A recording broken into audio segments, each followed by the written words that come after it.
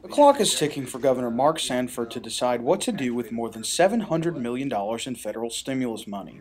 The governor opposes including the funds in the state budget, but is reportedly working with legislators on a compromise.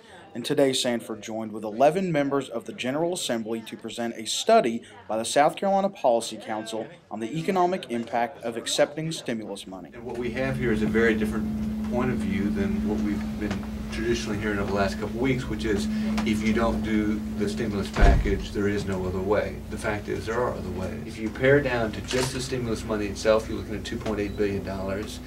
And if you pare back to the part that there's this discussion over whether or not you control, and look at that as that portion, and if you were to allocate it to debt, you would say that's kind of common sense. The research backed up Sanford's idea by showing that the federal funds would inevitably have a negative impact on South Carolina.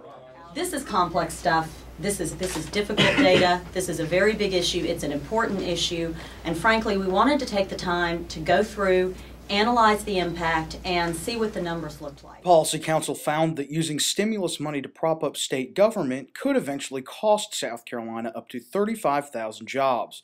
The independent data also showed that government spending would rise 3.3% under the stimulus. As a result, private sector output would decline 2.5%. When we are looking at this just in terms of stimulating the economy, we have to say, well, does that really work? Because as you know, a government dollar can only come from the private sector. There's no other place to get it. Legislators in attendance agreed that the Policy Council's findings show the dangers of accepting stimulus cash. There ain't no such thing as a free lunch.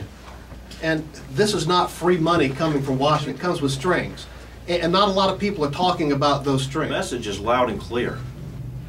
Now, we're hearing a lot of chatter about chaos and possible calamity. The real chaos that I fear is what's been pointed out by the Laffer Group and the Policy Council, and that is the diminishing role of the private sector in the state of South Carolina. The government now has gotten involved in the banking industry and the automobile industry, and now I think that they're trying to overreach and control our state budgets. And I think the South Carolina Senate needs to send them a message that our Constitution is not for sale and we're going to stand for it. The South Carolina Education Association, however, disagreed with the Policy Council's report.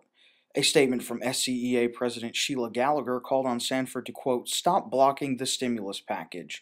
Gallagher cited the fact that 3,000 teachers may lose their jobs and said Sanford couldn't resist the allure of getting on national TV. He locked himself into extreme positions that his ego won't let him back away from. But the Policy Council reiterated that the number of jobs lost with the stimulus would be far greater. One of the numbers we have heard is that without this stimulus package, we'll lose around 4,000 government jobs. The Laffer Group estimates that with the stimulus, that number will be anywhere between 23,000 and 34,000.